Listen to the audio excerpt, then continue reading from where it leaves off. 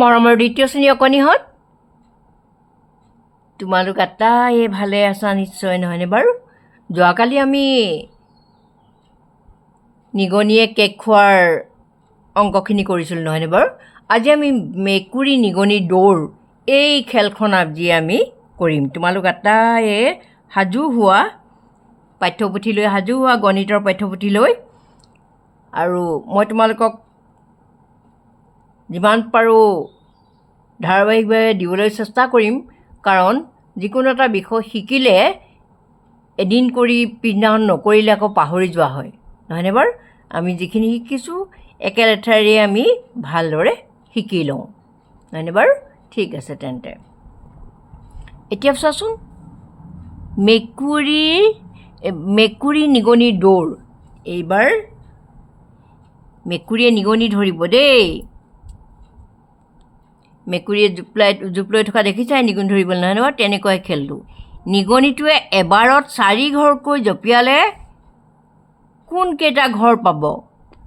ইয়াত দিয়া আছেচোন। 4 ঘৰ, কেইঘৰ সেইটো চাব লাগিব। কেইঘৰকৈ? 4 ঘৰকৈ জঁপিয়ালে। 4 ঘৰ জঁপিয়ালে আমি তেতিয়াহ'লে কি কৰিব লাগিব? 4কে যোগ দি ল'ব লাগিব নহয়নে?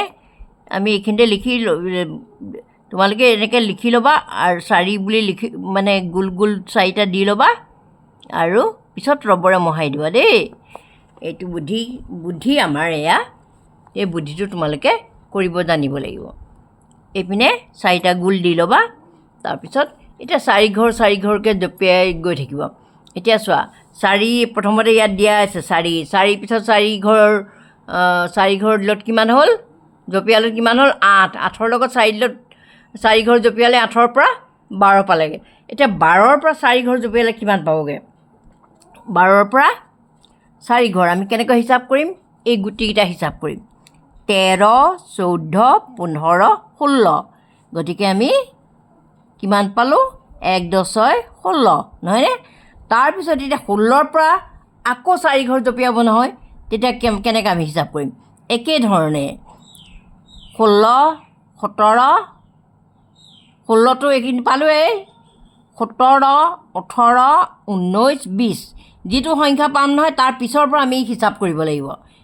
যিটো সংখ্যা লিখিলোঁ আমি তাৰ পিছৰ পৰা, ইয়াত কিমান লিখিলোঁ আমি? 16 নহয়নে? তাৰপিছত কি হ'ব? 1 10 7 17, 1 9 8 18, 1 10 9 19, 2 20। কিমান পালোঁ? 20। এতিয়া এই 20ৰ পৰা আকৌ 4 ঘৰ জঁপিয়াব। 2 10 20 পালোঁ নহয়। 2 10 21, 2 10 2 22, 2 10 3 23, 2 10 4 24। ঠিক তেনেদৰে তোমালোকে এই অংকখিনি কৰিবা। এইবাৰ চাওঁচোন, মেকুৰীটোৱে এবাৰত 3 ঘৰকৈ জঁপিয়ালে কোনকেইটা ঘৰ পাব? 3 ঘৰকৈ জঁপিয়ালে। এতিয়া চোৱাচোন, 3 ঘৰকৈ জঁপিয়ালে মানে এয়া দেখিছানে? 3 ঘৰকৈ জঁপিয়ালে ইয়াত 6 পালে, 6 পিছত 3 ঘৰ জঁপিয়ালত 9 পালে নহয়নে? এতিয়া 9ৰ পিছত 3 ঘৰ জঁপিয়ালে কিমান পাব? আমি সেয়া চাম। কেইঘৰ বুলি কৈছে? 3 ঘৰ। গতিকে আমি 3টা গোল দিলোঁ দেই। তাৰপিছত এতিয়া 9 আছে। 9ৰ পিছত হিচাপ কৰিম। 10, 11, 12। 1 0 10, 1 10 11, 1 10 2 12 নহয়নে? এতিয়া 12ৰ পিছত আকৌ 3 ঘৰ জঁপিয়াব। 1 10 3 13, 1 10 4 14, 1 10 5 15। পালোঁনে? আমি পটাপট কৰিব পাৰিম। তাৰপিছত 15ৰ পিছত আকৌ 3 ঘৰ জঁপিয়াব। 1 10 6 16, 1 10 7 17, 1 10 8 18 নহয়নে? ঠিক তেনেদৰে তোমালোকে বাকীখিনি কৰিবা দেই। তাৰপিছত চোৱাচোন, তেনেকৈ তোমালোকে কৰিবা। আৰু বেলেগ ধৰণৰ অংকবোৰ আছে, মই সেইবোৰো দিম বাৰু তোমালোকক, সেইখিনিও দিম। এইখিনিও তোমালোকে কৰিব লাগিব। মই চাওঁচোন আৰু কি আছে। এইখিনি বাকীখিনি তোমালোকে কৰিব পাৰিবা ন? নিগনিটোৱে এবাৰত 5 ঘৰকৈ জঁপিয়ালে কোনকেইটা ঘৰ পাব? 5 ঘৰকৈ জঁপিয়ালে মনত কৰাচোন। 5 ঘৰ বুলি ক'লে এতিয়া তোমালোকে অনুমান কৰাচোন। 5 ঘৰ বুলি ক'লে আমি কি লিখিম? প্ৰথমতে 5 নহয়নে? প্ৰথমতে লিখিলোঁ 5 ঘৰ বুলি কৈছে না। এতিয়া 5 ঘৰৰ লগত 5 ঘৰকৈ জঁপিয়াব নহয়। গতিকে আমি কেইটাত গোল দি ল'ম? 5টা। 2 3 4 5। 5টা গোল দি ল'ম নহয়নে? 5টা গোল দি পেলাই আমি হিচাপ কৰি যাম। এতিয়া 5ৰ লগত 5টা গোল দিলে কিমান হ'ব? তাৰমানে 5 ঘৰ জঁপিয়াব। 5ৰ পিছৰ পৰা আমি গণনা কৰিব লাগিব। 6, 7, 8, 9, 10 পালোঁ নহয়নে বাৰু? 10 পালোঁগৈ।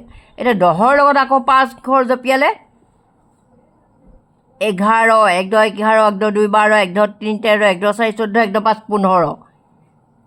এতিয়া 15ৰ লগত আকৌ 5 ঘৰ, 15ৰ পৰা আকৌ 5 ঘৰ জঁপিয়াব। তেতিয়া কিমান পাম? এই সংখ্যাটোৰ পিছৰ পৰা আমি হিচাপ কৰিম নহয়নে? 1 10 6 16, 1 10 7 17, 1 10 8 18, 1 10 9 19, 2 9 20 নহয়নে? এতিয়া 20ৰ পৰা 5 ঘৰ জঁপিয়ালে 2 10 1 21, 2 10 2 22, 2 10 3 23, 2 10 4 24, 2 10 5 25। এনেকৈয়ে তোমালোকে কৰি গৈ থাকিব লাগিব। বুদ্ধিটো মই দিছোঁ যে, যিটো বুদ্ধি দিছোঁ সেই বুদ্ধিমতে তোমালোকে কৰিবাচোন, তেতিয়া পটাপট পাৰিবা। এতিয়া 10 ঘৰকৈ ইয়াত চোৱা। প্ৰথমতে ইয়াত একো সংখ্যা দিয়া নাই, কিন্তু আমি নিজে দি ল'ব লাগিব। এবাৰত 10 ঘৰকৈ জঁপিয়ালে 5 ঘৰকৈ বুলি ক'লে একো দিয়া নাথাকিলে 5টো লিখি ল'ব লাগিব। 10 ঘৰকৈ বুলি কৈছে নহয়, একো দিয়া নাথাকিলেও আমি 10 লিখি ল'ব লাগিব। এতিয়া 10ৰ লগত 10 বহুত দীঘল হৈ যাব নহয়নে? 10 ঘৰ 1 2 3 4 5 6 7 8 9 10 দেখিছানে? 10ৰ লগত এতিয়া 10 ঘৰ জঁপিয়ালে কিমান পাবগৈ? 1 10 11, 1 10 2 12, 1 10 3 13, 1 10 4 14, 1 10 5 15, 1 10 6 16, 1 10 7 17, 1 10 8 18, 1 10 9 19, 2 20 পালেগৈ। ঠিক তেনেকৈ 20ৰ পিছত আকৌ 10 ঘৰ হ'লে 2 10 1 21, 20টো ইয়াত আছে, তাৰ পিছৰ পৰা আমি গণনা কৰিব লাগিব।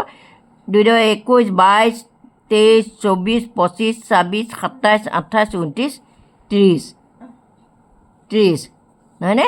30। তাৰপিছত আকৌ আমি আৰু 10 ঘৰ জঁপিয়ালে কিমান পাম? 40 পাম। এনেকৈ আমি অংকখিনি কৰি যাব লাগিব। তাৰপিছত চোৱাচোন, কথা পাতোঁ আহা এইখিনি।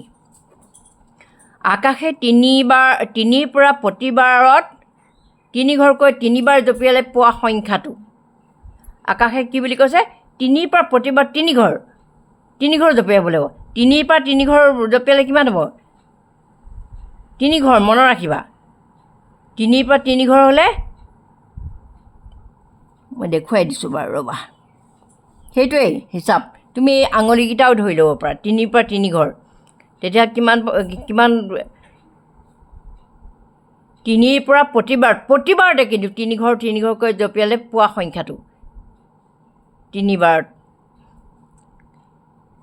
3 4 5 6 নহয়নে? 6 পালোঁ।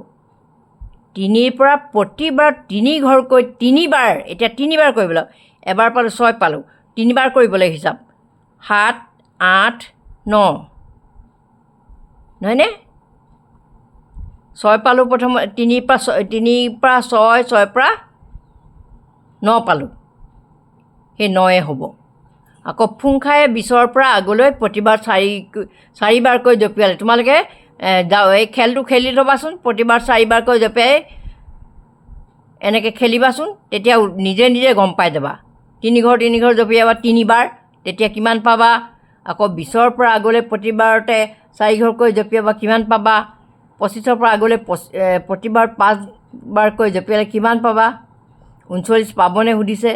নেপাব নহয়নে? 25ৰ পৰা আগলৈ প্ৰতিবাৰতে 5বাৰকৈ জঁপিয়ালে 39 নাপায়গৈ। তোমালোকে নিজে কৰি চাবাচোন, জঁপিয়াই চাবা। ঠিক আছে, মই আজিলৈ আহোঁ। তোমালোকে কিন্তু এইবোৰ নিয়মিতভাৱে কৰি থাকিলে তেতিয়াহে টেঙৰ হ'বা কিন্তু দেই, আৰু কৰিব পাৰিবা।